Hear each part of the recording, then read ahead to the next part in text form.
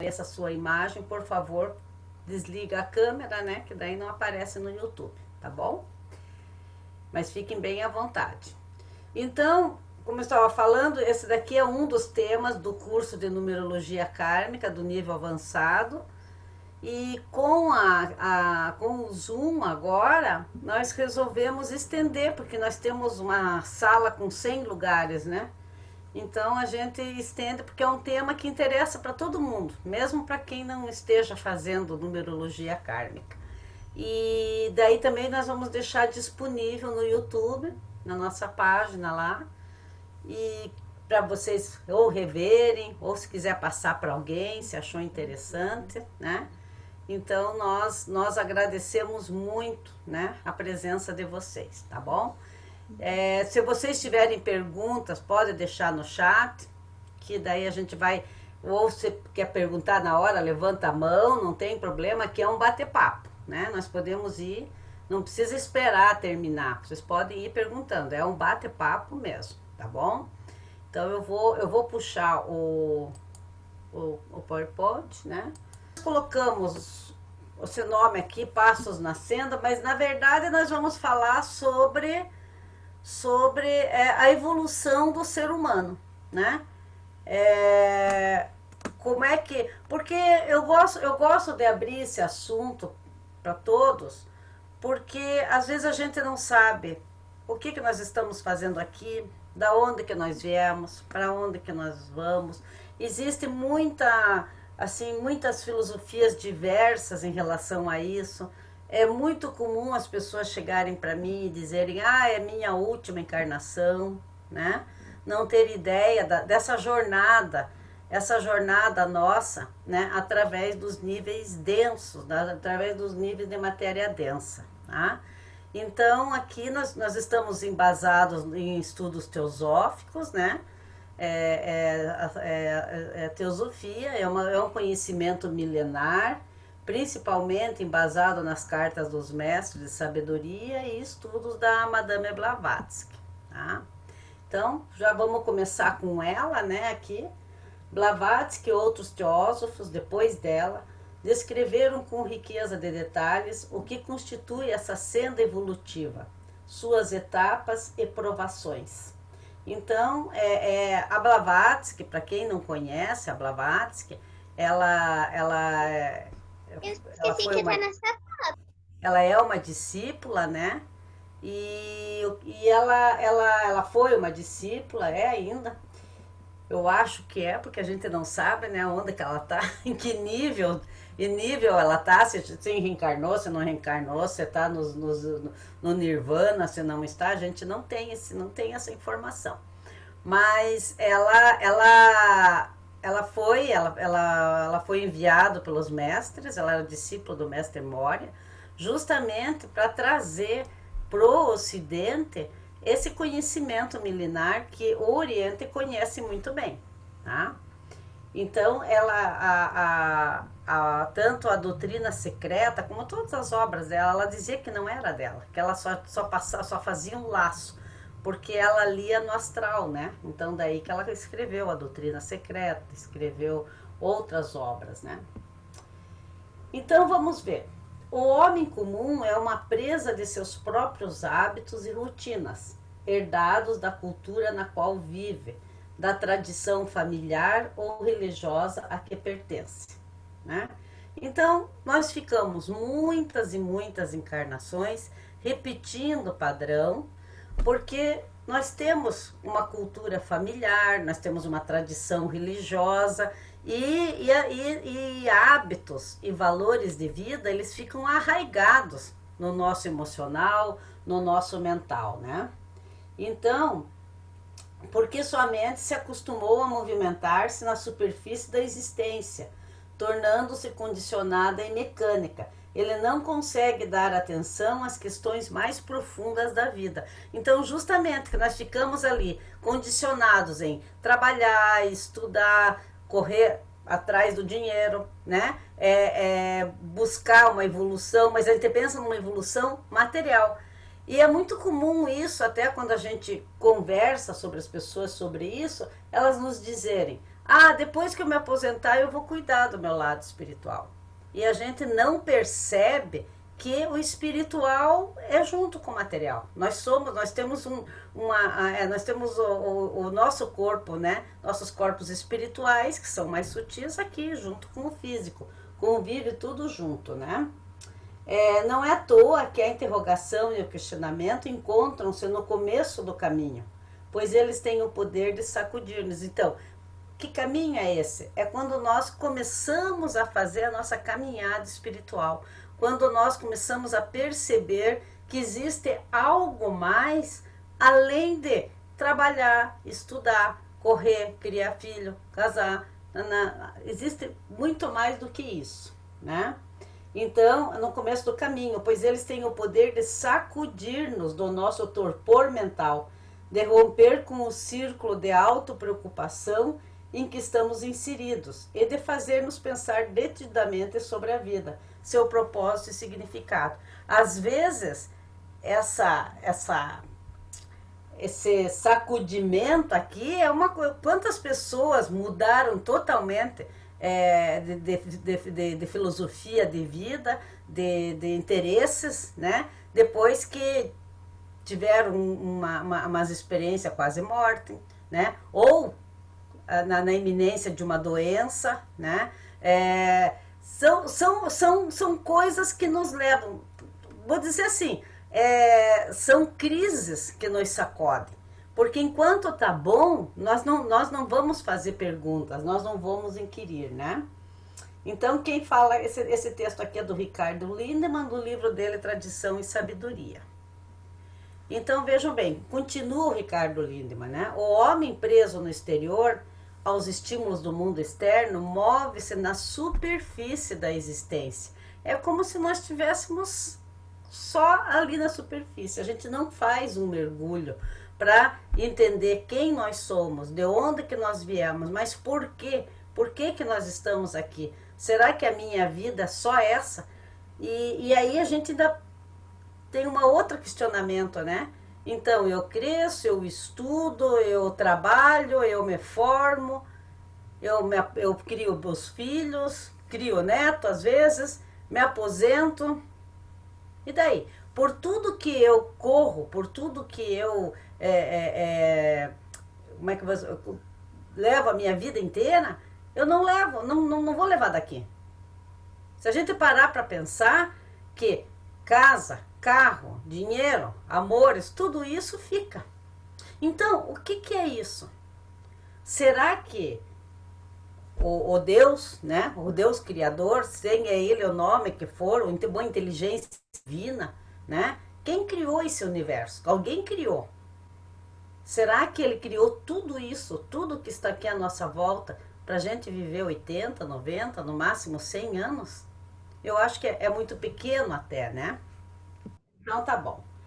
Então, vamos ver aqui. Quando eu tava falando em crise, né? Então, nós temos aqui a fórmula da crise, do crescimento. Então, nós temos lá o rapaz que está sentado, né, num banco de praça, né? Ele está numa crise, né? Então, como eu estava falando há pouco, precisa de um choque, precisa, às vezes, a gente ir no fundo do poço, numa situação nossa, ou um estado de saúde, um estado financeiro, enfim, não interessa o que, né? Para a gente poder parar e perguntar por quê.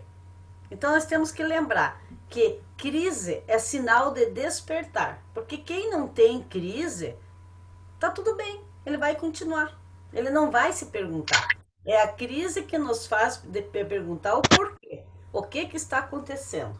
E quando a gente começa a fazer essas perguntas e encontra respostas, nós começamos, vocês vejam bem aqui, um rompimento com o passado, né? Então, porque às vezes nós temos valores, nós temos hábitos, nós temos crenças que nos prendem a um passado, nos prendem às vezes numa frequência vibratória. Então nós não temos como vibrar numa frequência mais sutil se nós não quebrarmos alguns grilhões, né? Que nos prendem, que nos atam a uma frequência mais baixa. Quando a gente consegue fazer esse rompimento, a gente vai para uma reorientação, né? Escolha de novos caminhos ou novos padrões de conduta. Alguma coisa nós vamos atrás, tá? Não estou falando que esse caminho é o correto, é o que deve continuar para sempre. Às vezes nós pegamos um caminho inicial, que nós somos levados pela dor, e ali é um ponto de partida, que vai abrir um monte de caminhos às vezes, né? E depois dessa reorientação, nós vamos ter uma polarização, que é a reconstrução de um novo padrão comportamental. E que vamos ter um novo ser, né? É uma pessoa que está livre, né? Está liberto de muitos grilhões do passado. Então, sobre a teosofia, nós temos a ideia, nós trazemos do hinduísmo, a ideia é que nós temos duas sendas apenas. Tá? Nós temos a senda do Praviti Marga, que é nós, enquanto mônada, enquanto espírito, enquanto centelha divinas, adentramos nesse universo, tá? Em busca do mundo físico. E a outra senda é o do Nivriti Marga, que é quando nós temos que sair daqui, né? Então,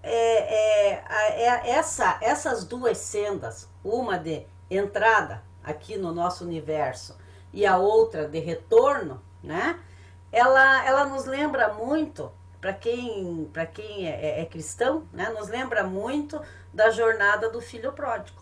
Porque nós, enquanto alma, estamos fazendo uma jornada. É isso que nós temos que entender. E às vezes a gente diz, mas se eu tenho uma centelha divina, né? Eu tenho uma mônada, como é que eu vim... Já as pessoas até te dar risada nos cursos, porque o pessoal diz, como é que eu vim despencar aqui, né? Como é que eu cheguei aqui? Na verdade, a Terra, ela é uma escola, né? Nós estamos numa escola. E nessa escola, nós entramos nessa escola justamente para experimentar os níveis de matéria densa, que é o físico, né? Então, aqui nós temos o mental, temos o emocional, temos os físicos. Então, quanto mais denso, né, mais difícil é a lição. Então, quando nós entramos aqui, a nossa mônada, ela está procurando se densificar. Então, a primeira experiência dela é passar pelos reinos, por todos os reinos. Então, ela começa pelo mineral. Isso não quer dizer que nós fomos uma pedra, que nós fomos uma planta. A nossa mônada passou por lá, né? E ela passa... Vocês vejam que essa jornada aqui, ela leva milhões de anos, tá? Então, ela passou um bom período aqui, bilhões de anos como mineral, depois ela experimentou vegetal, depois experimentou animal, até que quando chega no animal, ela tem... vocês podem ver assim, vamos ver uma coisa aqui, o mineral, ele tem, pode ver que ele tem todo o físico, esse marronzinho aqui, o físico está completo, depois o duplo etérico tem um pouco, e ele arranha o emocional, né? Então, esse reino aqui, ele está desenvolvendo o etérico e começa a arranhar o emocional. A gente diz, mas pedra tem querer, né? Nós vamos imaginar os cristais. Os cristais começaram com uma pedra bruta, eles se autolapidaram, entende? Então, eles têm isso. Nós podemos lembrar que no reino mineral não é só pedra, né? Nós temos muitos elementos ali que se juntar ele dá uma combustão. Se não juntar não dá nada. Então isso se entende em teosofia como desejo, como vontade, que é o corpo emocional. Depois o vegetal, ele já está com todo o físico completo, ele já está com todo o duplo etérico completo, e vocês vejam que esse emocional como cresceu. Né? Então, porque uma planta ela treme, né? Uma arruda, por exemplo. Quem não teve já a experiência de ver uma arruda murchar de uma hora para outra? ela se volta para o sol. Olha o girassol se vira para o lado do sol e assim por diante. Ela se arca, né? Ela se arca para o lado do sol. Então, as suas raízes procuram água, né? Então, isso daqui é emocional, mas ainda não tem um feixe nervoso central, né?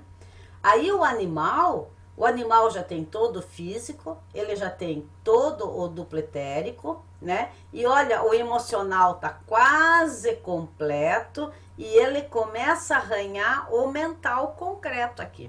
Que o mental aqui é dividido em dois, tá? Nós temos um mental inferior, que é o que faz parte vamos supor, da nossa personalidade. O mental inferior é esse que eu tô falando com vocês agora. O mental inferior é o mental que tem a memória, por exemplo. Eu lembro que eu tenho o que eu comi, eu lembro como que eu volto para casa, eu lembro que teve a palestra agora às 19h30, né? Então esse é o mental concreto, mas tem o mental superior, que é aquele que dá aquela ideia, é a intuição, né? É a criação, é aquele que cria, porque o mental concreto não cria nada, né? Então o animal, ele está começando a desenvolver esse mental concreto. Aí os animais domésticos ficam junto com a gente, ficam perto da gente, justamente porque ele tem que desenvolver esse mental.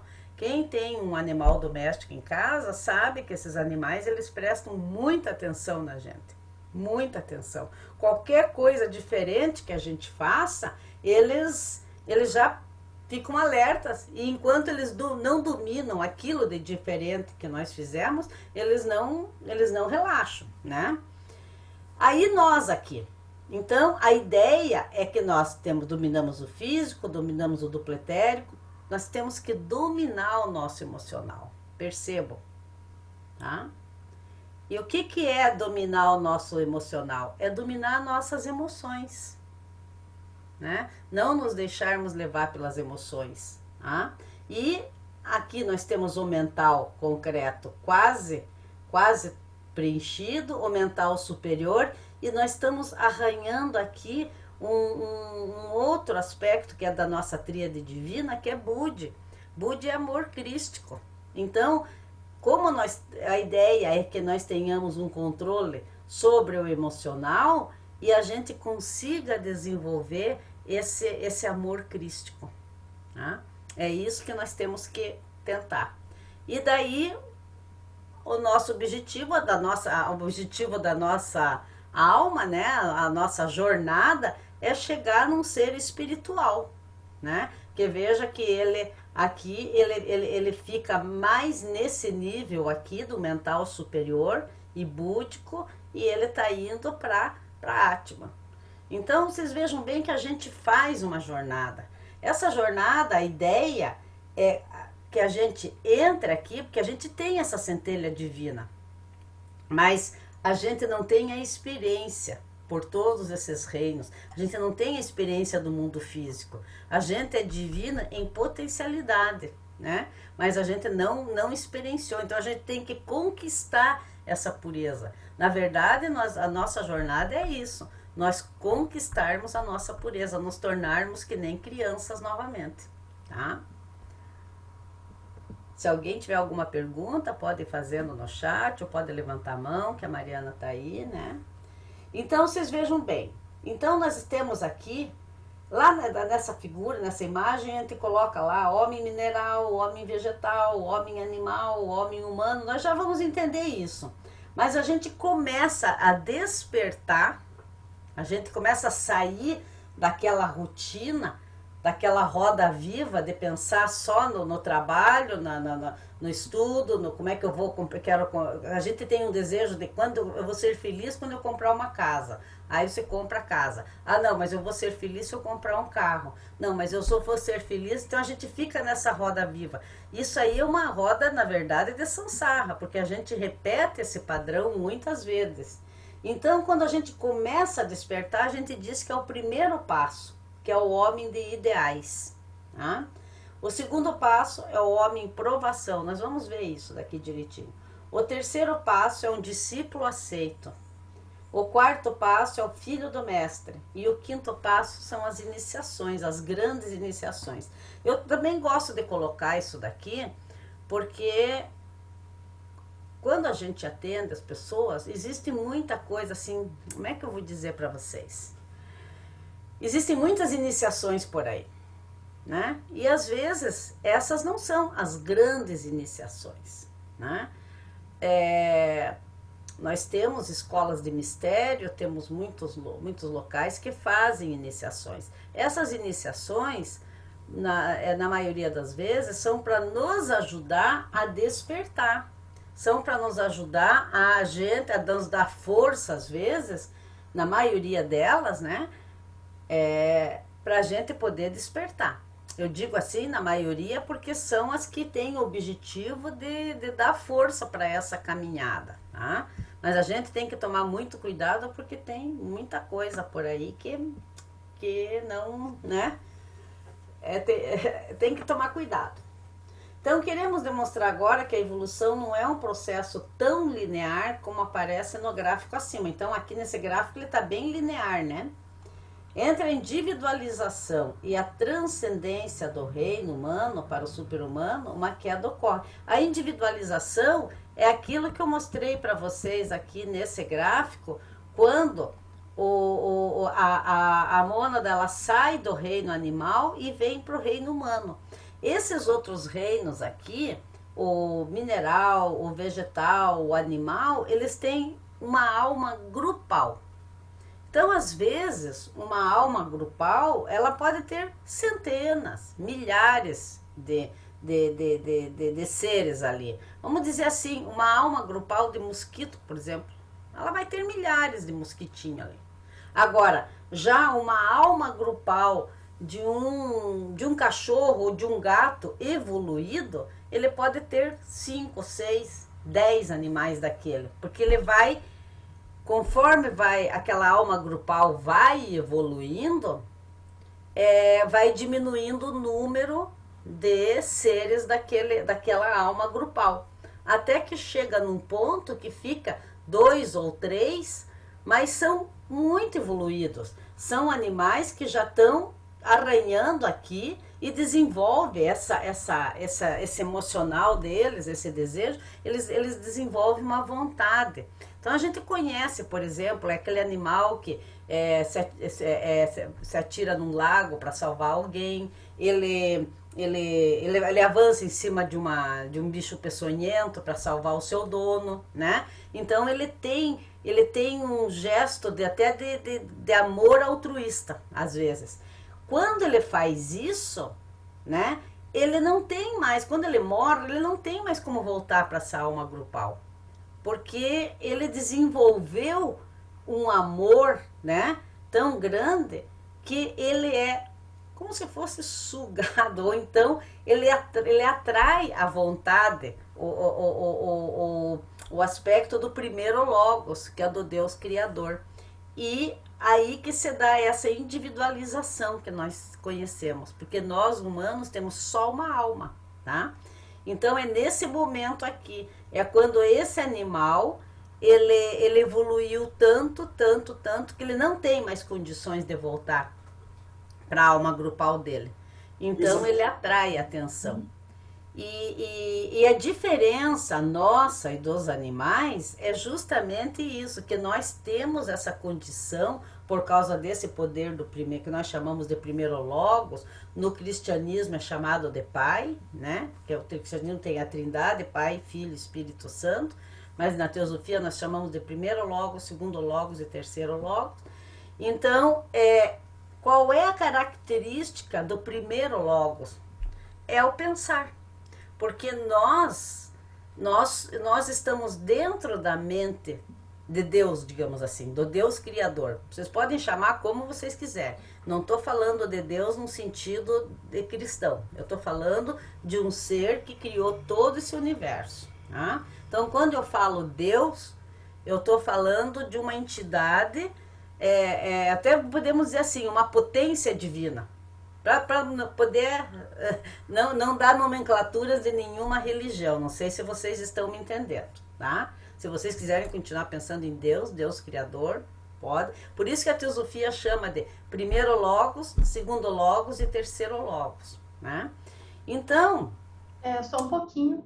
Eu acho que o Gilberto tem uma dúvida. Tá, pode fazer. Sim, então, você falou a questão da alma grupal, né? Aí vem na Uhum. minha mente essa nuvem de gafanhoto, eles são orquestrados, agem todos, tudo de uma forma simultânea, tudo igualzinho, né? Seria o caso do exemplo de alma grupal? É Sim, essa? sim. Isso aí é uma... Você veja bem, são milhares, né? Milhares que tem ali. Tudo agindo da mesma forma, né? É. Então,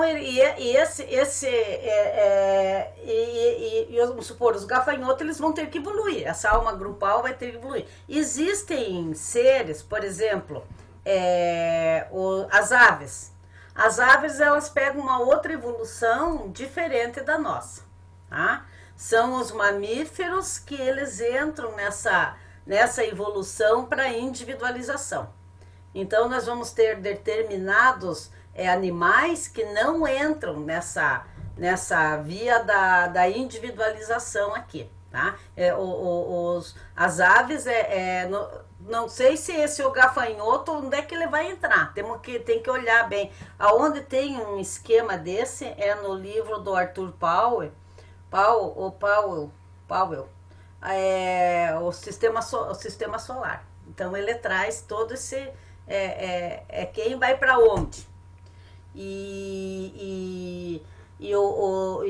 Então tem os peixes, e as aves, elas pegam outro esquema de evolução. Então, na verdade, são os mamíferos, né, que eles pegam esse caminho para individualização. Então, por exemplo, se nós tivermos ali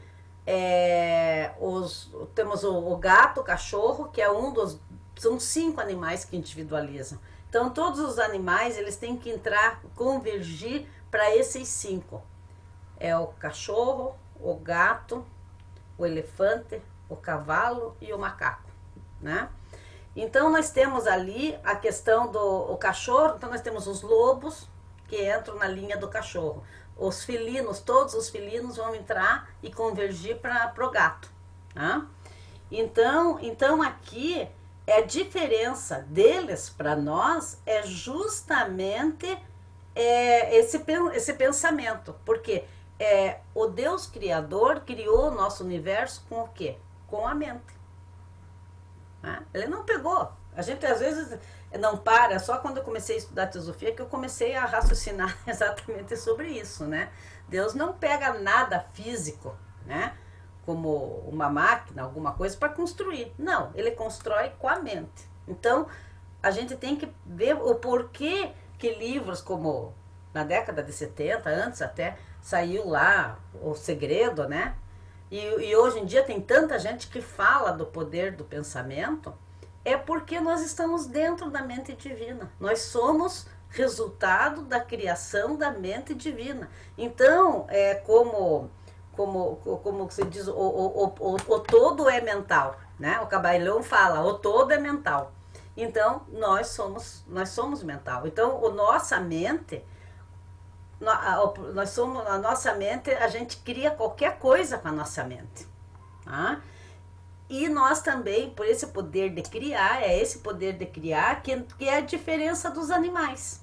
Porque os animais, eles têm aqui, quem conduz essa evolução aqui desses reinos, é o segundo e o terceiro logos. Tá? O primeiro logos daí que dá essa nossa alma individual e nos dá esse poder de nós raciocinarmos sobre o nosso programa. Porque o animal, ele pensa, ele sente, mas ele não vai evoluir pensando, refletindo sobre o programa dele. Não sei se essa reflexão, né? Nós podemos meditar, então você pode chegar, então a gente chega ao quê? A perfeição, né? Que nem tá aqui o Buda. Então a gente chega nesse nível e o animal não consegue. Tá? Qualquer coisa podem perguntar, tá? Então, essa nossa evolução começa ali, por isso que tem aqui, já depois da individualização, tem um homem mineral, um homem vegetal, um homem animal, daí um homem humano, aí começa o homem avançado, né? O homem, daí que vem esse homem de ideais. Vocês vejam que a gente percorre tudo isso daqui, primeiro, para a gente começar a despertar. Então, como eu falei aqui, a gente vai ver aqui um exemplo que a individualização, quando ela acontece aqui, no início da individualização, a ideia era que a gente fizesse uma linha, né? É uma linha reta, mas não é isso que acontece. Por isso que a gente se perde, como ele diz aqui, que a evolução não é tão linear, né, como acima. Entre a individualização e a transcendência do reino humano para o super-humano, uma queda ocorre, uma descida para a Vitimarga se dá de forma passiva e inconsciente, dando lugar a uma jornada de queda em direção a um vale. Esse vale pode ser, como os mestres sufis dizem, é o vale de lágrimas, né? Então vamos ver esse vale aqui. Então vocês vejam bem. Nós temos lá a individualização humana, tá? Então nós ganhamos uma alma só para nós.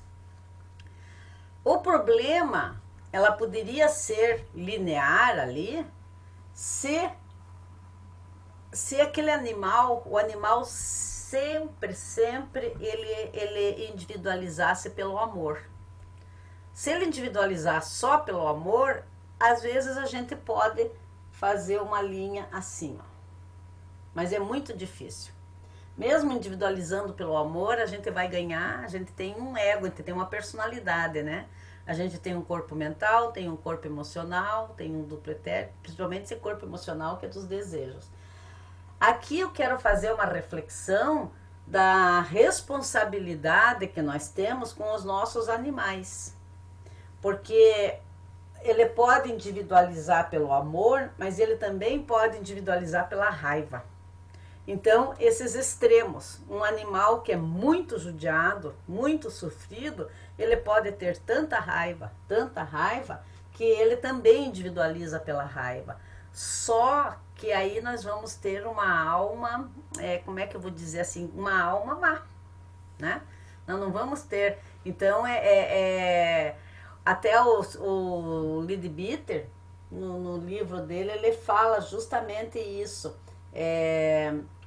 Ele diz que nós temos uma alma má, nós vamos ter um animal que você tem muita, você enfeita demais, porque ele sabe que você está comprando coisas para ele, né? Então você coloca joias nele, você coloca. Eu vi uma mulher uma vez, não sei se vocês viram, num programa.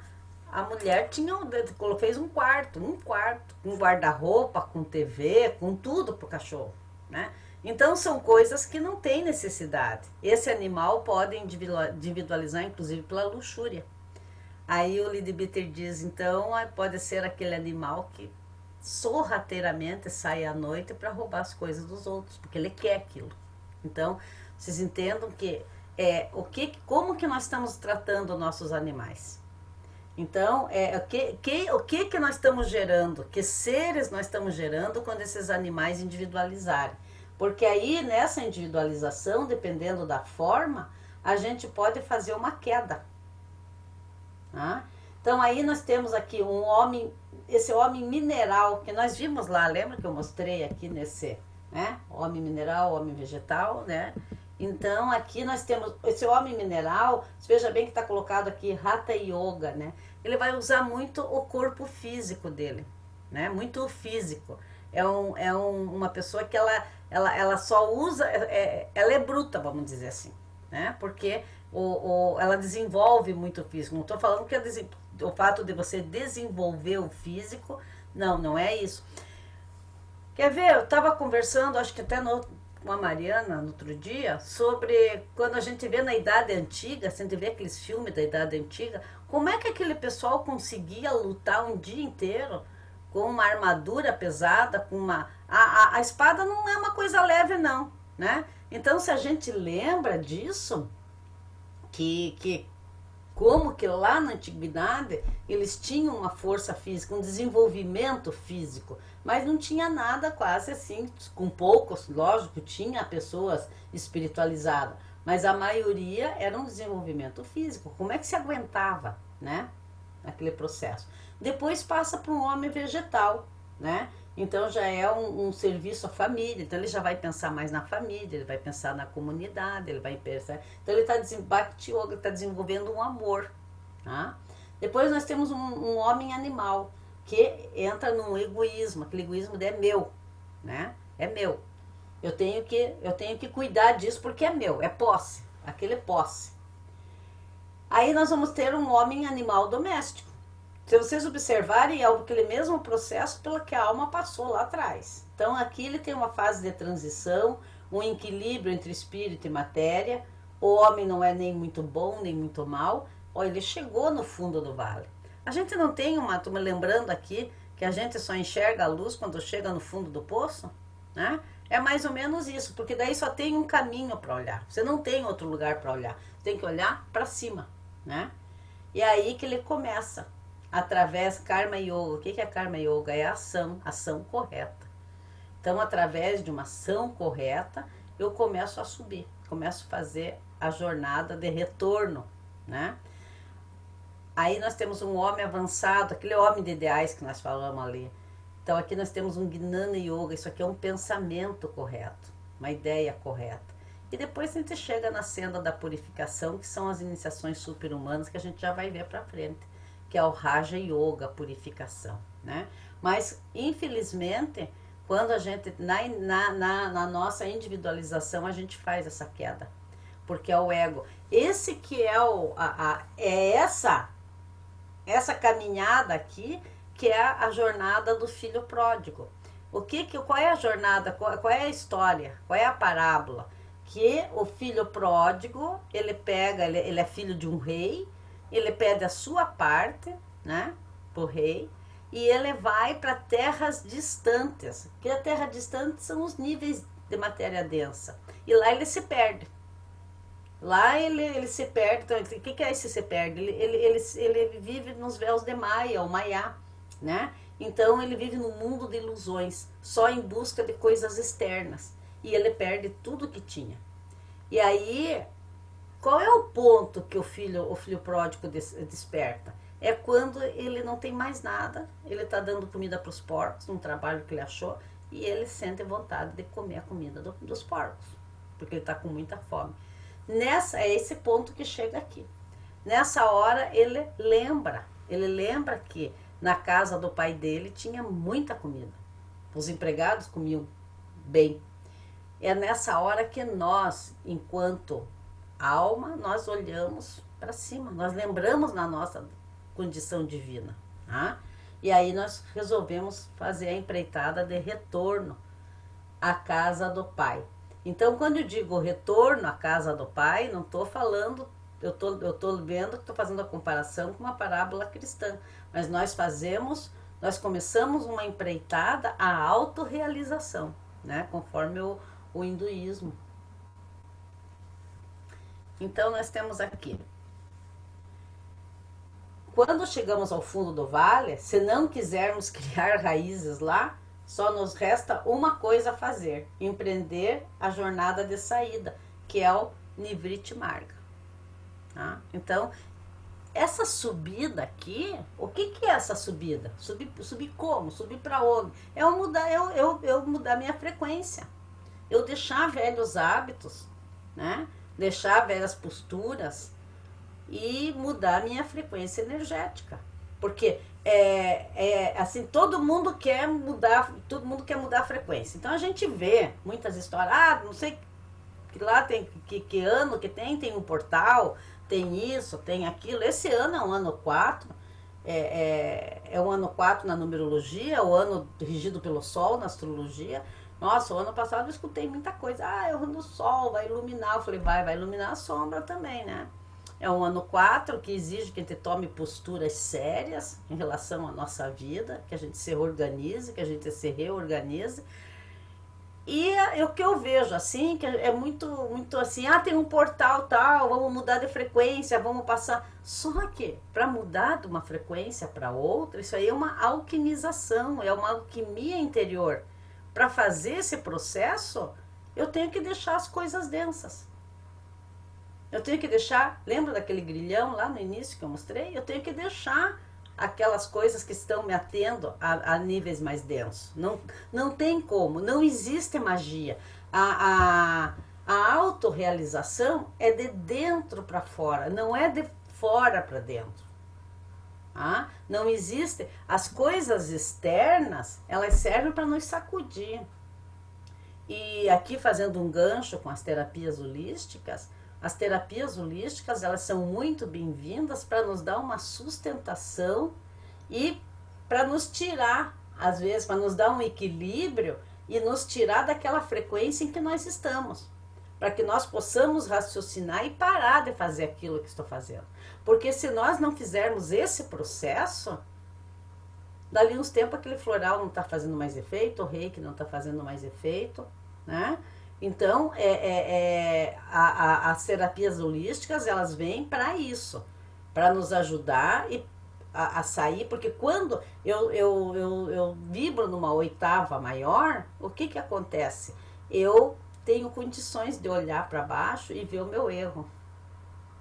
Mas esse ver meu erro não é para ficar me martirizando em cima dele, me culpando. Não, é para olhar e dizer, puxa, eu errei, então que legal, não vou fazer mais. Vou procurar pelo menos não fazer mais. E evitar fazer aquilo. E daí continua, às vezes, com a terapia, justamente para ter força, para não repetir o padrão. É aquela coisa que a gente diz que é o voo da águia, né? Um labirinto, eu sempre falo isso, sempre falo a história do labirinto. Se eu estiver dentro do labirinto, fica muito difícil eu sair desse labirinto. Mas se eu olhar de cima, eu vejo a saída. É essa a ideia de nós vibrarmos numa oitava maior, para que eu possa resolver aquilo e continuar. Porque é a única forma de nós sairmos daqui. Senão a gente vai ficar nessa roda de samsara. O que é essa roda? O que é a roda de samsara? Eu fico nesse mundo de ilusão, eu morro, desencarno, vou para lá, retorno, né? Crio um corpo mental, crio um corpo emocional, crio um duplo etérico, crio um corpo físico, passo tudo de novo, repito o padrão, e aí morro, né? Vou pro plano astral, fico lá não sei quanto tempo, vou pro plano mental, fico lá não sei quanto tempo, volta de novo. Então, isso é roda de samsara. E nós temos umas rodas de samsaras diárias. Né? Pensa, se nós acordamos, fazemos as mesmas coisas, agimos por instinto, agimos por impulso, repetimos padrões, a gente não para pensar, para refletir. Tá? Aí a gente não sai disso daqui.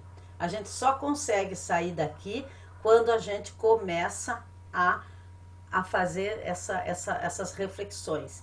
Então, esse homem humano é um karma yoga. Então, é o altruísmo, é a filantropia, né? É a minha ação boa.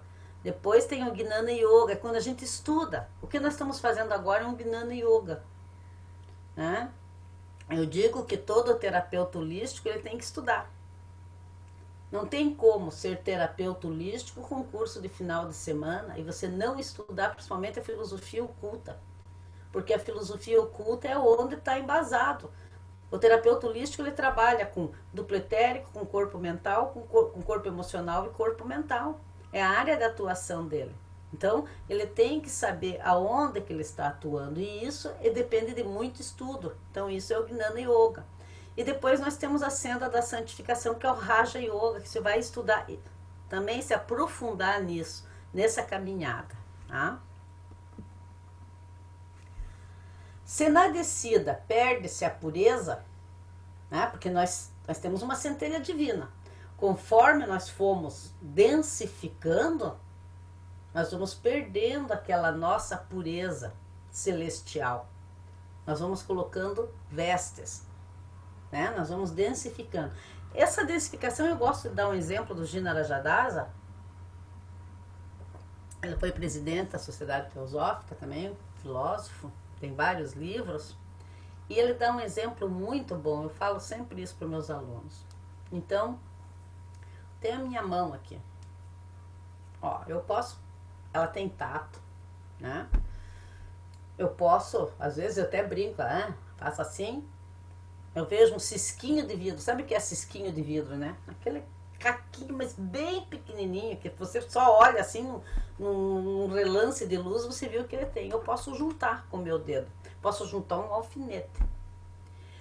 Mas quando? Isso somos nós, enquanto seres celestiais. Mas aí a gente adentra nesse nosso universo, a gente desce mais um nível, é como se a gente colocasse uma luva bem fininha, mas bem fininha, sabe aquelas meias de seda, né, de mulher, bem fininha. Aí já perdi o tato, mas eu consigo mexer o dedo ainda. Aí se ele desce mais um nível, aí coloca uma meia um pouco mais grossa. Aí eu já não consigo mexer tanto o meu dedo assim. Aí desce assim, vai. Coloco 6 luvas, né? Daí minha mão já está imóvel. Até que a última, a mais densa de todos, que corresponde ao nosso mundo físico, é uma luta de boxe. Se alguém que nunca viu essa mão sem nenhuma luva, só viu a luva de boxe, ele vai acreditar que dentro daquela luva de boxe tem uma mão que consegue fazer coisas milagrosas, digamos assim.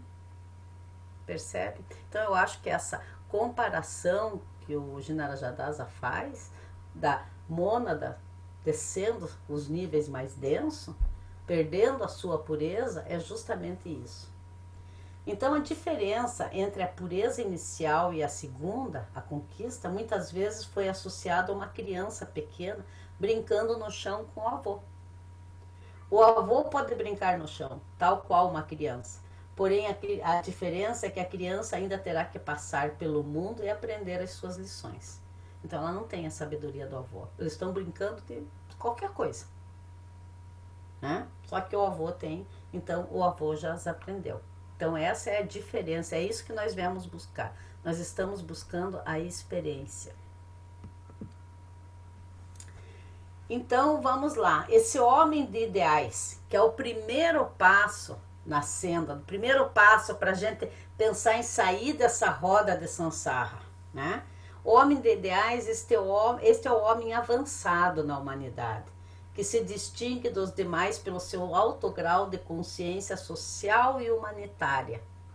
Então, é aquela pessoa, ela não é perfeita ainda, de forma alguma. Não, ela tem um monte de defeito. Mas é aquela pessoa que ela já pensa no bem-estar da humanidade. Então, vamos dizer, um cientista que desenvolve uma vacina, né? Alguém que luta. Nós temos aqui várias pessoas. Eu coloquei alguns aqui, só 4, né? Então, nós temos a nossa Zilda Arnes, né? Tem uma Madre Teresa de Calcutá, né? Tem uma Mahatma Gandhi, o Luther King. Então são pessoas que lutaram para o bem, eles já despertaram para uma necessidade, deixaram de pensar só em si, deixaram de pensar em coisas materiais. Então esse é o homem de ideais. Às vezes as pessoas dizem, mas eles tiveram defeito. Sim, eles não são perfeitos, não estou dizendo que eles chegaram na perfeição, é uma longa jornada até a perfeição, mas eles já viram que existe uma coisa maior, é o bem comum. Tá? Não importa no que, até um músico ele pensa em levar uma harmonia, ele pensa em levar coisas boas para pessoas, né? Então não importa, eu coloquei esses 4, mas tem muitas pessoas que já se separaram. Vamos imaginar, um pouco mais na frente eu vou falar sobre uma comparação de uma montanha. A doutora Nibesa, ela faz uma alegoria que essa nossa jornada é como se nós estivéssemos subindo uma montanha, né? Então nós vamos subindo essa montanha lentamente. No início da montanha, às vezes tem alguns que nem sabem que estão subindo uma montanha. Estão andando despreocupado, cada um no seu interesse, cada um olhando o que tem que fazer, come, briga, canta, brinca, se interte com uma borboleta, Mas de repente, quando chega num ponto, né, de repente ele já começa a perceber que, opa, o que eu estou fazendo? Né? Eu dormi, acordei aqui mesmo. E de repente ele anda mais um pouco e ele percebe, olha para cima dele, resolve olhar para cima e vê que ele está numa montanha. Daí ele já percebe que está numa montanha.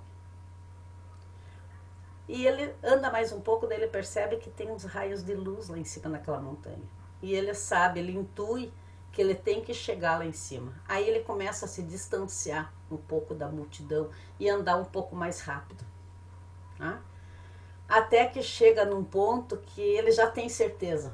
Ele já tem certeza que a forma dele sair dessa montanha, dessa volta de montanha, é ele chegar lá em cima. E aí ele começa a andar bem mais rápido, até que chega um ponto que ele começa a escalar a montanha. Ele não se contenta mais em dar voltas na montanha. Ele começa a escalar a montanha. Então, a gente vai ver esses passos também mais para frente. E nós temos essa escalada da montanha por várias histórias infantis trazem isso. Todas aquelas histórias de príncipe indo salvar a princesa num palácio, que ele enfrenta dragão, que ele enfrenta isso, enfrenta aquilo. Essa é a jornada da alma, é a nossa alma enfrentando nossos dragões interiores, né? A nossa princesa é a nossa alma. Né? O Campbell tem a jornada do herói, né? Enfim, todas essas histórias que têm muitas dificuldades, né? Até em filmes, né? São filmes épicos, né? De lutar contra a serpente, lutar contra um monte de coisa. Nós temos muitos filmes que tem essa luta. Na verdade, é uma luta interior, tá? E toda a mitologia, né? Principalmente a grega, ela está envolta nisso. Então, a teosofia ensina o homem animal a ser um homem humano. E quando as pessoas tiverem aprendido a pensar e a sentir como verdadeiros seres humanos, eles agirão humanitariamente. E trabalhos de caridade, justiça e generosidade serão feitos espontaneamente por todos. Madame Blavatsky falou isso em 1888, né? Num dos discursos que ela fez. Né? Então, a teosofia, porque a sociedade teosófica, ela não é a teosofia. A sociedade teosófica, ela tem uma proposta de divulgar a teosofia, que a Blavatsky fez também, foi trazer para o Ocidente a teosofia, né? Ajudar a trazer porque essas questões de yoga, essas questões de karma, reencarnação, essas ideias não são novas, elas são milenárias. Nós aqui no Ocidente, que nós perdemos essa chave de interpretação com o concílio de Constantinopla, né? Que foi nesse concílio foi dito que seria anátema, né? Aquele que acreditasse em pré-existência da alma, em astros, né? Então esse concílio até ele foi, se vocês procurarem na internet, ele está como o concílio contra o anátema contra, esqueci o nome credo, 230 antes de Cristo ele era meu Deus do céu, me faltou aqui agora, me deu um branquinho, mas eu já lembro dele. Mas é o concílio de Constantinopla. Então dali para cá nós perdemos essa chave de interpretação. Vocês podem ver que outras culturas inclusive tem cabala, tem o cabalá, tem astrologia, tem numerologia para saber por que essa alma está aqui, o que ela tem que fazer. Nós é que temos que tatear no escuro, né? Então vejam bem, desse homem de ideais, este é o homem avançado da humanidade que se distingue dos demais pelo seu alto grau de consciência social e humanitária. Desenvolveu um verdadeiro sentimento de ser humano. Parte do trabalho dos mestres é preparar a humanidade para a espiritualidade, e isso eles fazem ao longo das eras. Então nós sempre fomos acompanhados por mestres de sabedoria, sempre, né?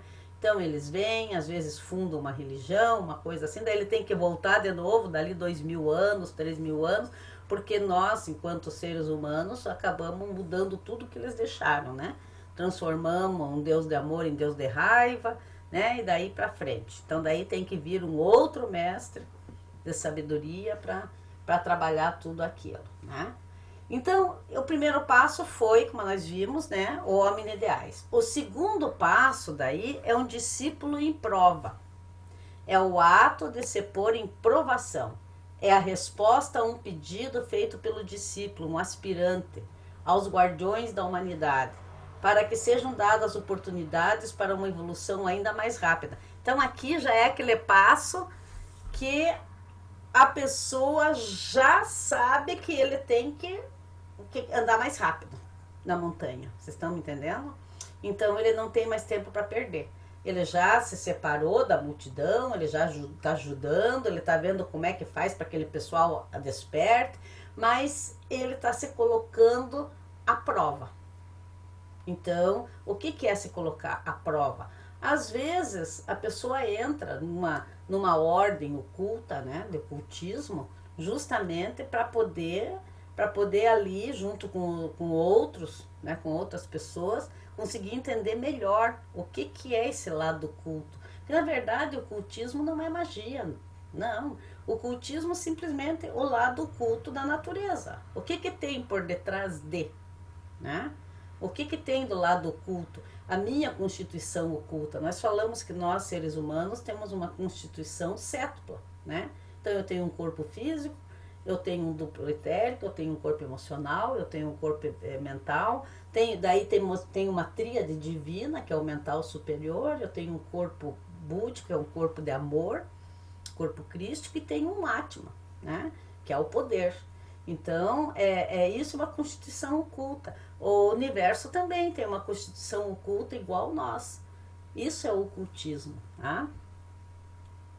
Então, então veja bem, então esse ser aqui, né, ele já está num processo que ele já se pôs à prova justamente. Eu quero saber se está certo ou está errado. Então é aquela pessoa que que procura fazer uma análise, né, de si mesmo. Quando acontece uma adversidade, ele já não culpa mais os outros, ele procura pelo menos não culpar mais os outros, né? Ele já procura olhar o que eu fiz, aprender com seus próprios erros. Isso é se colocar à prova.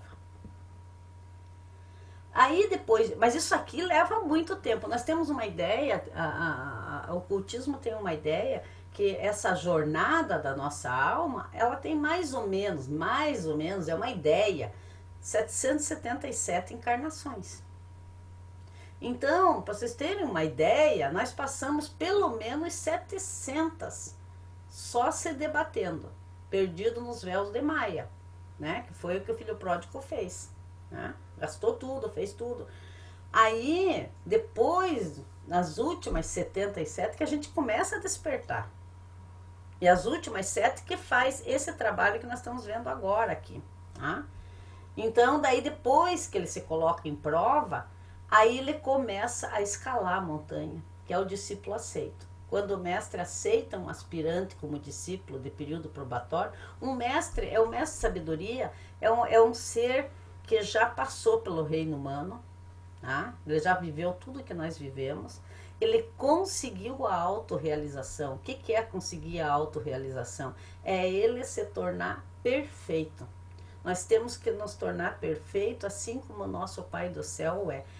E vejam bem, isso foi uma das coisas que a minha origem, eu sou meus pais, minha família são todas protestantes, batista. E o meu avô, quando veio da Itália, a primeira coisa que ele fez foi construir uma igreja. Depois ele foi construir a casa dele. Então, para vocês verem da onde que eu vim. Então, eu tenho um missionário na minha família, tenho mais um primo pastor, que eu gosto muito, são pessoas maravilhosas. E então, mas eu me indagava justamente isso, né? Nós temos que nos tornar perfeito como o nosso Pai do Céu é. Mas em 90 dias, em 90 anos, em 80, no máximo, não tem como. Por isso que nós temos muitas encarnações. As encarnações é porque o corpo físico não aguenta, né? Então a gente precisa trocar de roupa, a verdade é essa. E o quaternário inferior troca tudinho. Nós trocamos corpo mental, corpo emocional, tudo, até o antacarana troca. Então, é justamente para a gente poder fazer nos tornar perfeito, ter o domínio sobre os nossos pensamentos, ter o domínio sobre as nossas emoções. Por isso que eu digo, não tem como, às vezes, a gente dizer a minha última encarnação, né? Nós temos muita coisa, sabe o que é você ficar ali? Nada te atinge, nada, né? Isso é uma pessoa que ela conseguiu a autorrealização dela, ela se autorrealizou. E o mestre de sabedoria é um desses ser que conseguiu essa autorrealização, mas ele se predispõe a ter discípulos. Essa é a diferença, tá? De um ser que é perfeito, é autorrealizado, daqui dos mestres de sabedoria. Tá? Então, o discípulo aceito é quando o mestre aceita um aspirante como discípulo de período probatório. Habitualmente é com a esperança de apresentá-lo à iniciação naquela mesma vida ainda. Então, ele já está nas últimas 7, talvez. Tá? As qualidades requeridas para a iniciação constam na obra Aos Pés do Mestre, de J. Krishnamurti. Mariana, você tem aí meio na mão o livrinho Aos Pés do Mestre, meio fácil para mostrar aqui para eles? Sim, então, ali, o Krishnamurti, ele traz aqui 5 questões, né? Para nos tornarmos perfeitos. Eu digo, é um livrinho de bolso, tá? Pequeno, uma leitura muito fácil, mas quando a gente conseguir fazer os 5 requisitos que ele coloca, a gente consegue a autorrealização. Por isso que esse livrinho é bom ter de cabeceira. Eu gosto de abrir, né? E todo dia ler alguma coisa. Ou eu leio ele, ou eu leio o Bhagavad Gita. São leituras que nos levam à reflexão, uma reflexão diária. A Mariana está mostrando ali. Tá, né? Tá na mão aqui. Mestre. Tá? E depois, o outro passo, né, é o filho do mestre. Então, aqui, vocês vejam bem que aquele é o filho do mestre. O mestre já aceitou ele como discípulo. Aquela questão, né, que eu também levei, não entendia no início. Quando o discípulo está pronto, o mestre aparece. Às vezes eu pensava, mas por que eu vou querer mestre se daí eu já estou pronto? Quando eu estiver pronto para servir, quando eu estiver pronto para olhar para dentro de mim, quando eu estiver pronto para, além de eu fazer minhas lições, de eu me melhorar, eu ajudar o próximo. Então, quando ele se torna o filho do mestre, ele vai estabelecer um laço interno com o mestre. Vão ser como vasos, que nem eu desenho aqui, vasos comunicantes. Então, esse discípulo, ele vai receber as instruções diretas, através de um processo mental. Tá? É uma forma telepática com o mestre. Tá? Então, o mestre, para fazer isso, ele já sabe que aquele discípulo não vai errar muito, apesar que ele pode e possivelmente vai errar. Tem uma passagem do mestre Kutumi que ele fazia acho que uns 3 anos que ele estava meditando, para vocês terem uma ideia. E aí ele sai dessa meditação dele, que ele estava, porque a Madame Blavatsky estava num estado de nervo muito grande, umas questões que ela passou, difíceis, e ele dizia, eu tenho que atender, porque parece que ela está derrubando um monte de pinheiros ao mesmo tempo. Era o que ele sentia da vibração dela, né? Então, eles são pessoas muito escolhidas, né? Que eles colocam, porque ele vai participar do campo áurico do mestre. Daí o 5º passo é a iniciação, é uma grande iniciação, tá? Então, aí que começa as grandes iniciações da grande fraternidade branca, tá? Então, o discípulo é apresentado por seu mestre, a grande fraternidade branca, para a iniciação. Você veja bem, o mestre apresenta para todos os outros mestres de sabedoria. Primeiro, ele é apresentado ao Mahashohan, o arquivista da hierarquia, que escreve o seu nome e grau em seu imperecível registro, e depois designa um dos adeptos para servir de hierofante do iniciador. Tá? Então, ele vai fazer a primeira iniciação. A iniciação é um rito propiciatório que permite à mônada, lembra que a mônada é o nosso espírito, né? Uma aproximação maior com o corpo causal e deste para com a personalidade. Na verdade, o nosso Antakarana, que é a ligação da personalidade com a tríade, nesse momento ela se amplia, porque o nosso objetivo dessa nossa jornada é que a nossa Antakarana, que hoje é um fio de cabelo talvez, né, ele vai alargando a ponto de que a nossa tríade superior, a nossa parte espiritual, ela sobrepuja a matéria. Nós já não estamos mais sendo conduzidos pelos nossos desejos, pela nossa vontade física.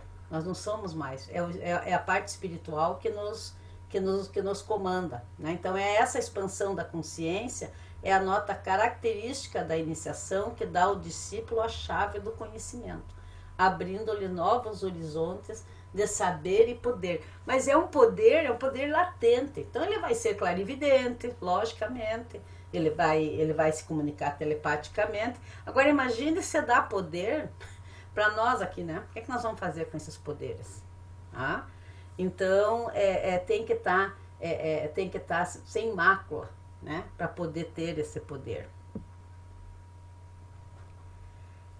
Aqui eu quero, essa primeira parte da senda, ela é chamada de senda probatória, quando o aspirante deve realizar um trabalho de purificação pessoal, preliminar e desenvolver várias virtudes elementares, indispensáveis para um progresso ulterior. Então eu vou descrever um pouco o que é exigido nessa senda probatória, para você poder chegar naquela primeira grande iniciação, né? Então, o primeiro ponto que o Krishnamurti até ele aborda ali no livro Aos Pés do Mestre é viveka, é discernimento entre real e o real. Se nós não tivermos discernimento, nós não podemos. É o discernimento que vai fazer nós despertarmos. E o interessante é que discernimento gera discernimento, né? Não tem como.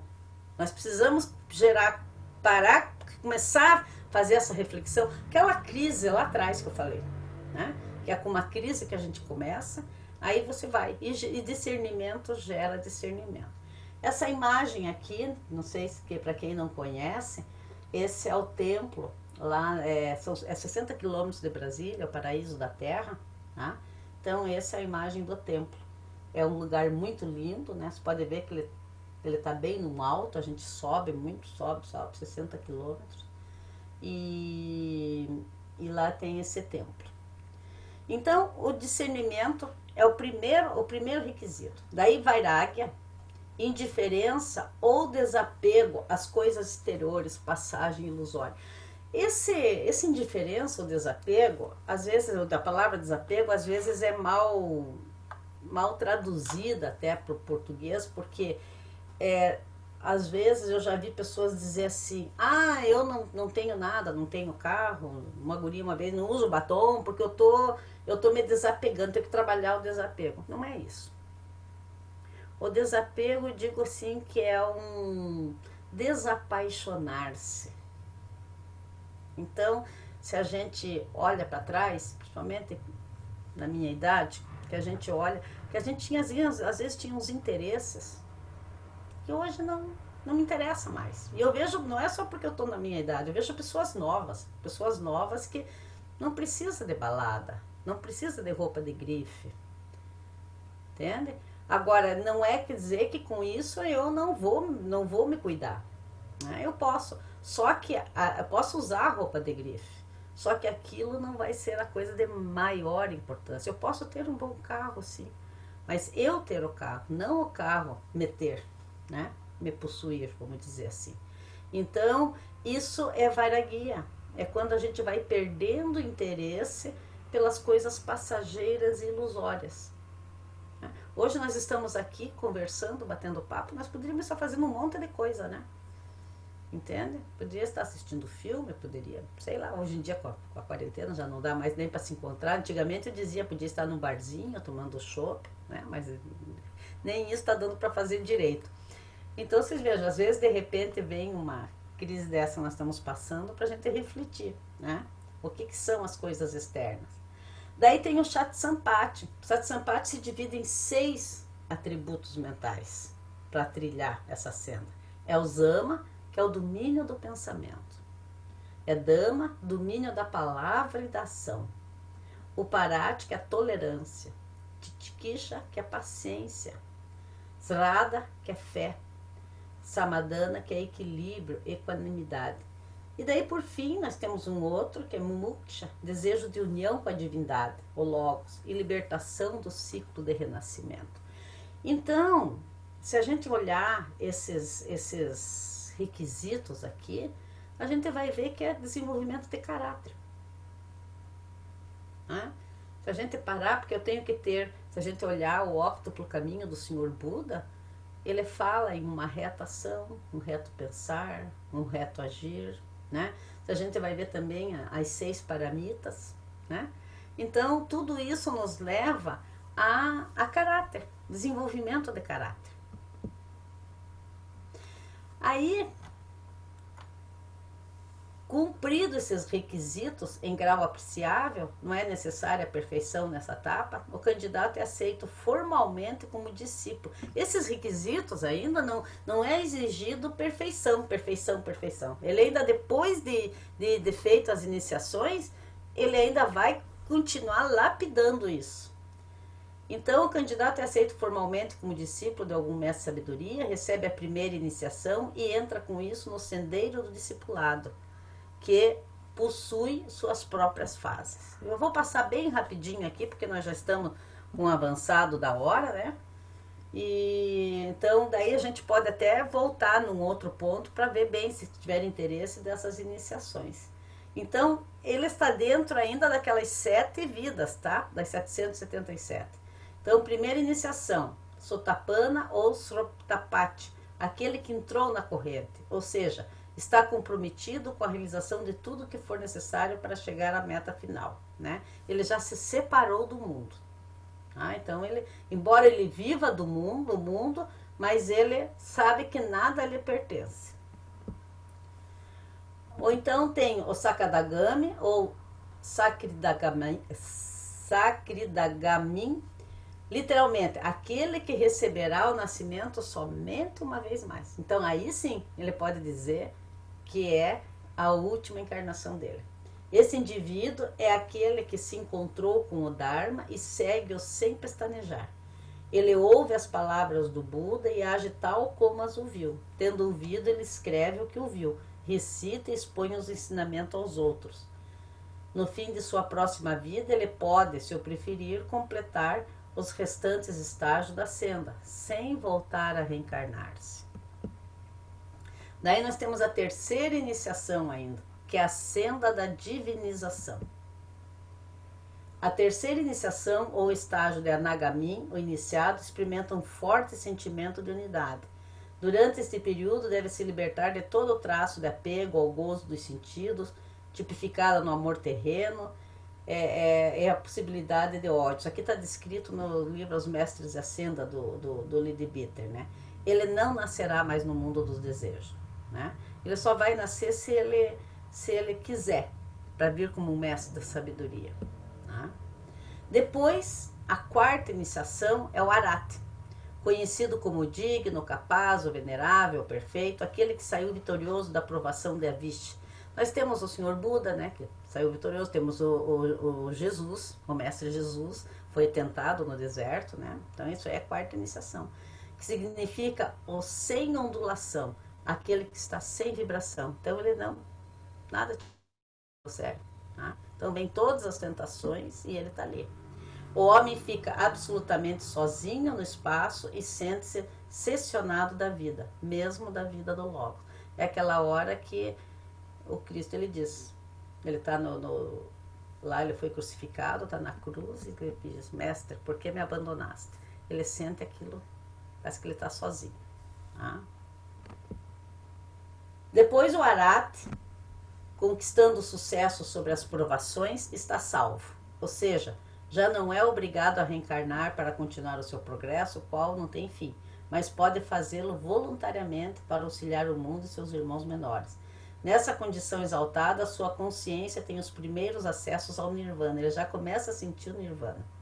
Mas ainda não é considerado um ser verdadeiramente perfeito. Se vocês vejam que para alcançar a perfeição, aquilo que eu falei, para se tornar perfeito, assim como o nosso Pai do Céu não é num tapa, né? Não é numa vida, né? E tem de realizar outras tarefas para capacitar-se, para receber uma iniciação ainda mais alta. Aí nós temos a quinta iniciação, o mestre ou asceta, adepto, conhecido no budismo como os bodhisattvas, mestres da compaixão, que vivem ao alcance dos homens a fim de que a humanidade não fique órfã, e para os que estejam prontos não lhe falta ensinamento. Apesar de viverem na consciência nirvânica, permanecem na esfera da Terra. Esses bodhisattvas, eles fazem como se fosse um muro em volta toda ao planeta, né? No sentido de enviar luz, amor, senão a gente não aguentaria, né? Então, e ninguém sabe da existência dele praticamente, né? Então, são os bodhisattvas. Então, eles já fizeram o voto de compaixão. Tirza, Oi? temos uma pergunta aqui que eu acho que pode ser interessante comentar para explicar o que é nirvana. Tá. O nirvana seria seria o céu, né? Mas não é bem o céu que a gente vai nessa roda de samsara. O nirvana é você voltar pro todo. Eu acho que a gente pode anotar isso para a gente conversar um pouco de uma outra vez, né? Porque como é que eu vou dizer? São planos, dos nossos planos da natureza são os mais elevados, tá? Quando a mônada ela adentra, né? Então aí a gente tem lá, vocês já ouviram falar assim que a gota se diluiu no oceano, tá? Então o nirvana perde-se a sua individualidade, tá? Então nós somos a gota separada desse oceano de sabedoria, de amor, de compaixão, que estamos aqui. Mas nós temos uma parte dele. Então, nesse retorno, esse nirvana é esse mar de novo, que a gente volta para ele. E a gente se dilui. Mas é o todo, é a compaixão de Deus, é o céu, é infinita. Eu não diria bem o céu, porque não é bem esse o termo, tá? Mas é uma região não é local, né? Porque é um estado de ser, é uma frequência muito elevada que nós, com o nosso mental concreto, nós não conseguimos imaginar como seja, tá? Mas ele está acima, nós temos o mental superior, nós temos daí o Budi, temos o Atmo, daí que nós temos o Nirvana, tá?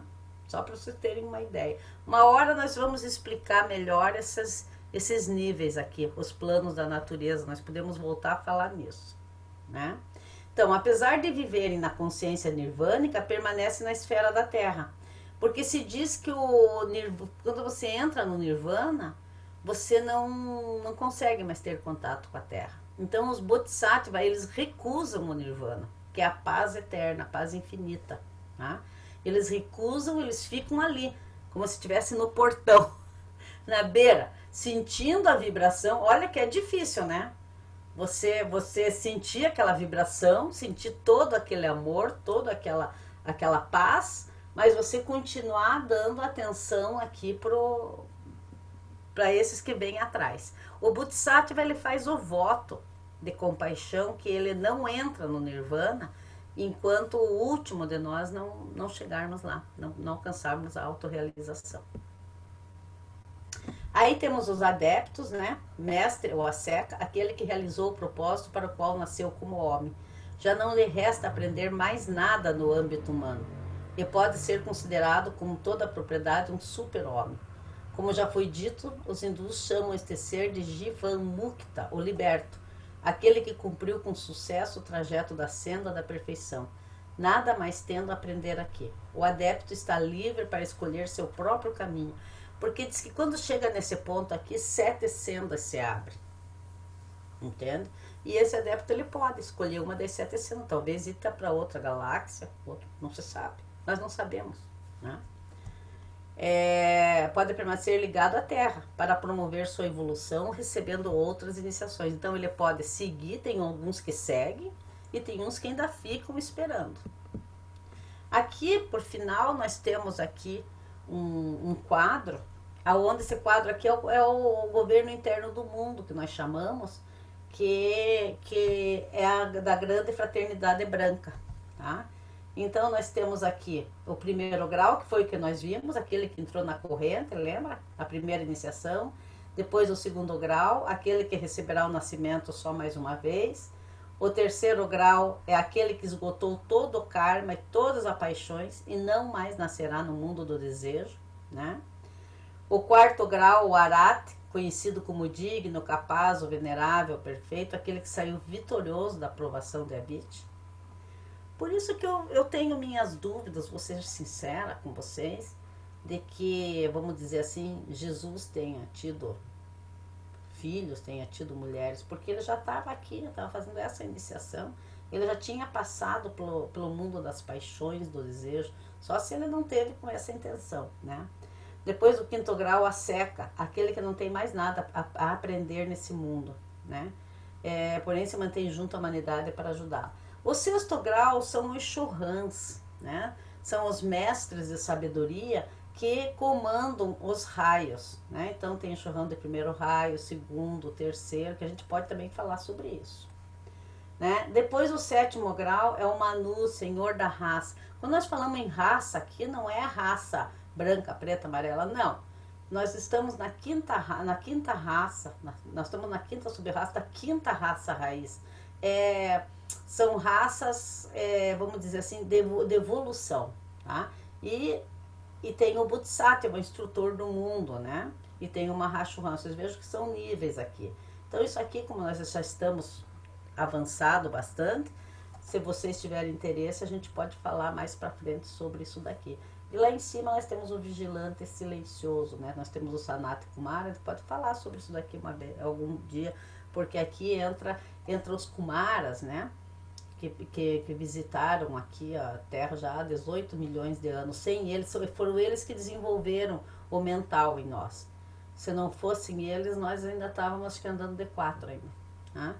Então, eles trouxeram o trigo, a abelha, eles são os senhores de Vênus, tá? Então, isso existiu mesmo, né? Então, eu vou abrir aqui para alguma pergunta, se alguém quiser fazer, né? Vamos lá, eu vou fechar aqui.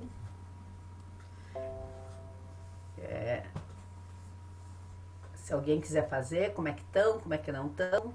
Uhum. Se quiserem só perguntar com a voz, sem mostrar o vídeo, também não tem problema. Ou por escrito, conforme preferirem. O John tá aqui, tá a Lilian, que entrou, tudo bem para vocês? É bom ver vocês aqui, é um prazer, tá? Tem Osmar aqui também, que chegou. Alguma pergunta, alguma questão? Gostaram do tema? Como é que foi?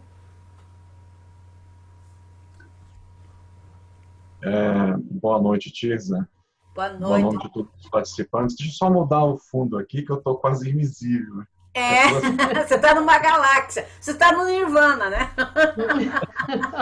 Eu tenho a impressão que sim. Deixa eu... Então, boa noite então a todos, mais uma vez. Prazer estar aqui. Desculpe entrar um pouco mais atrasado,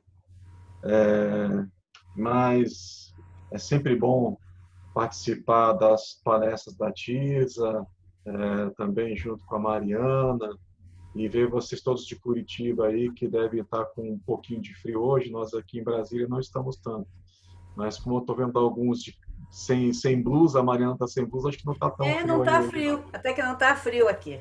Hoje nós estamos com uma semana assim de tempo muito seco, né? Então ele... Aqui em Brasília tem um ventinho só, mas está mais tranquilo.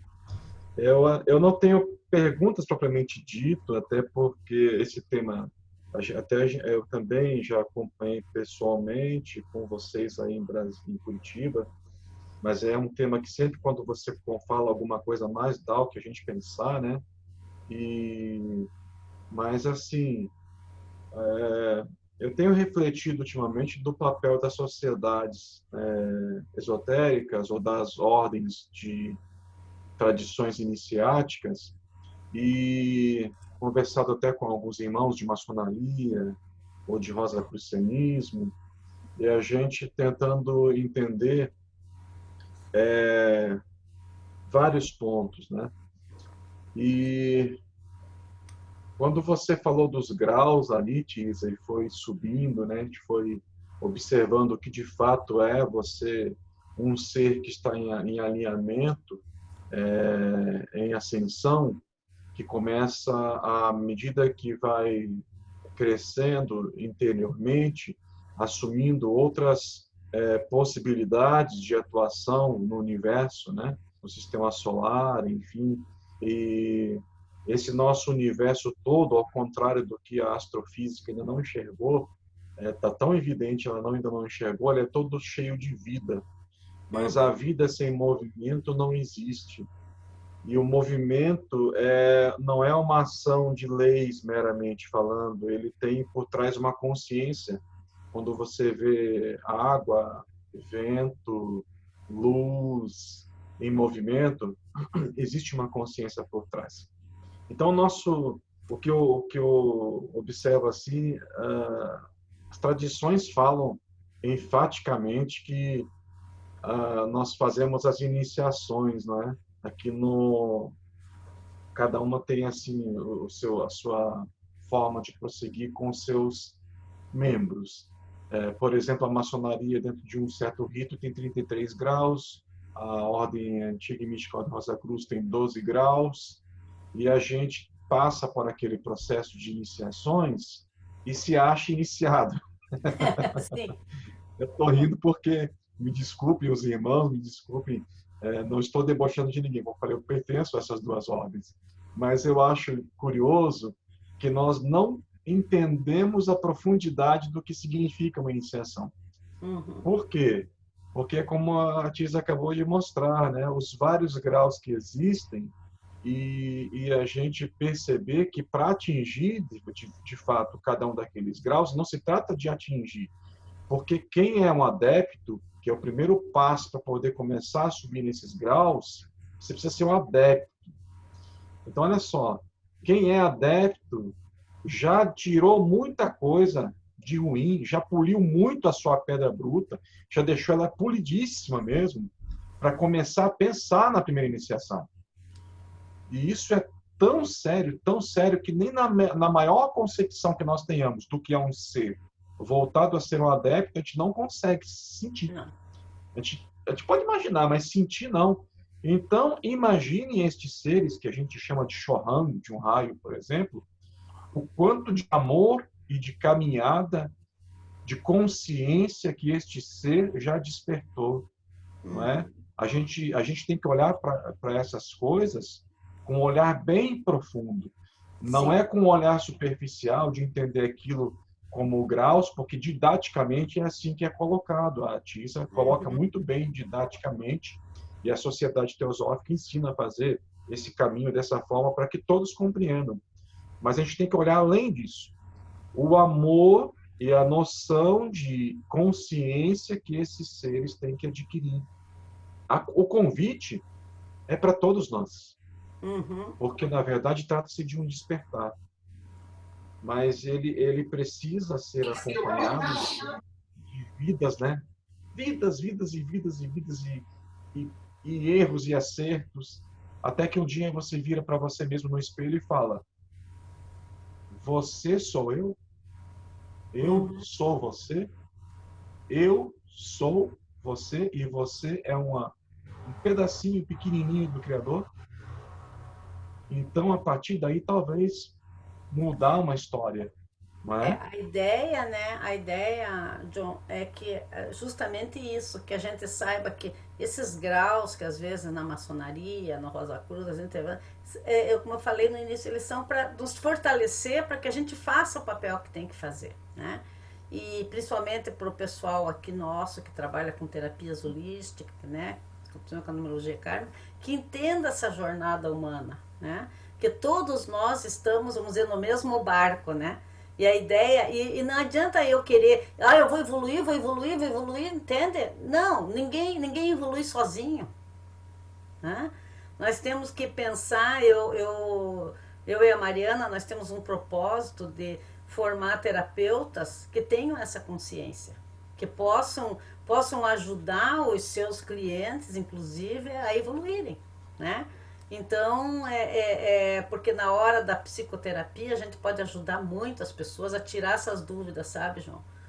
Entende? Que tem pessoas que vêm com umas ideias muito errôneas, né? Como eu falei, acha que está na última encarnação, acha que já é perfeito, acha que o fato dele acha que ele faz tudo certo, que os outros está tudo errado. Nós não viemos para ser a palmatória do mundo, né?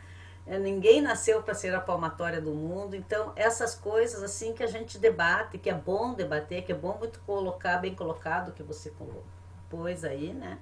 E que nós estamos nessa jornada, que quando a gente se tornar perfeito, a gente vai ser, né? Não precisa dizer que é, né? Entende? Então eu espero que vocês tenham, que a gente tenha alcançado o objetivo da gente, que é mostrar essa jornada humana. É a jornada humana, né? Não sei em que encarnação nós estamos, a gente não sabe. A gente só tem uma ideia, pelo que a pessoa busca, se é uma alma antiga, se não é, João? Então a gente tem uma ideia, né? Do que a pessoa está, se ela está no início da montanha, se está mais à frente, né? Pelas opções dela. Né? Mas eu agradeço muito a presença de vocês. Né? Se alguém tiver mais alguma pergunta, alguma coisa, né? Se nós pudermos melhorar também alguma coisa que vocês achem. Né? Sugestões também. As sugestões, claro, sempre, né? Para a gente poder melhorar. Bom, obrigada, John, pela tua contribuição, sempre boa. Né? Então tá bom. Só Pode falar. uma questão. É que você falou, eu acho que da outra parte, com relação a terapeuta, né? Eu também tenho, alguns tempos atrás, sentido uma aproximação muito com esse tema de estudar terapias alternativas e poder trabalhar com pessoas nesse sentido.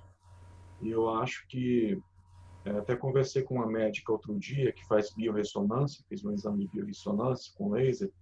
Uhum. E assim, a gente estava comentando sobre justamente isso. O terapeuta, ele tem que aproveitar mesmo a oportunidade, que é quando o paciente vem no seu consultório e vem falar dos seus problemas, não é? E quando ele vem falar dos seus problemas, ele não está falando dos seus problemas, ele está falando das consequências dos seus problemas. Uhum. Ele está falando de dor, ele está falando do que ele sente, ele está falando de coisas que já estão acontecendo com ele. Mas ele não está falando dos problemas. Ele não está falando das dúvidas, ele não está falando do que ele deixou de pensar na vida dele, do que ele deixou de fazer. Então, a importância de a gente que está no mundo espiritual tentar fazer com que aquele ser se reintegre, porque a gente não vai poder curar ele. A gente vai poder ajudar a ele a trilhar um caminho de volta, entendeu? Que é para a natureza, exatamente isso. Criador. Mas a gente não consegue curar. Agora, a consciência mesmo, né? De fazer ele despertar para a verdade, para as verdades que estão cada um com a sua linguagem, mas que ele possa olhar o mundo de outra forma e aí começar a voltar, né, ao caminho da harmonia mesmo. O papel do terapeuta é muito importante nesse sentido. Muito. Nesse ponto, sim, porque eu acho que nós, enquanto terapeuta, não podemos entrar, às vezes, numas balelas, né?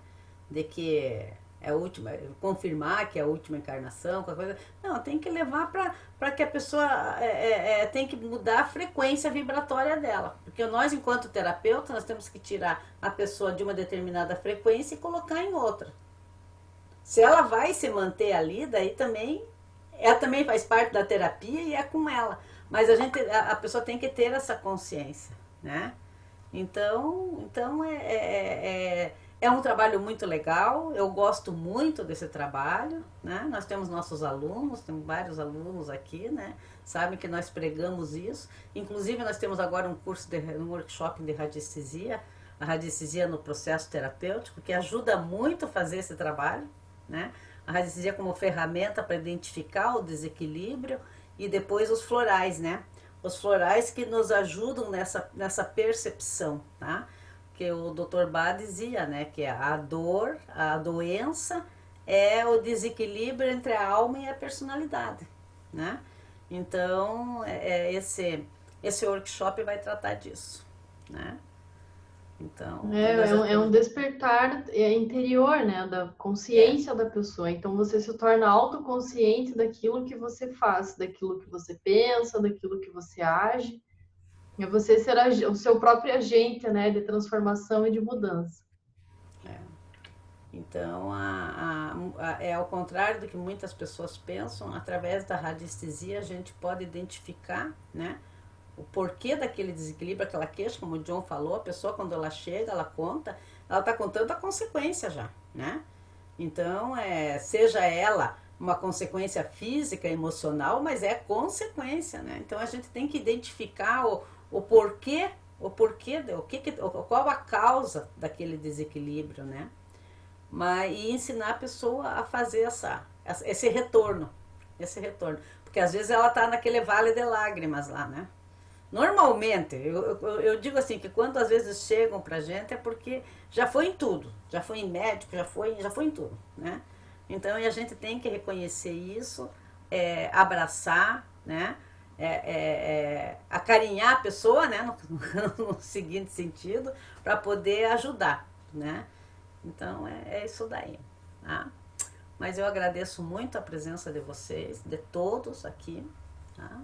Eu também agradeço. Obrigada pela participação vai estar de vocês. Disponível, né? Vai estar gravado, foi gravado, né? Eu envio o link para vocês poderem enviar para outros ou poder assistir, né? Quantas outras vezes, tá bom?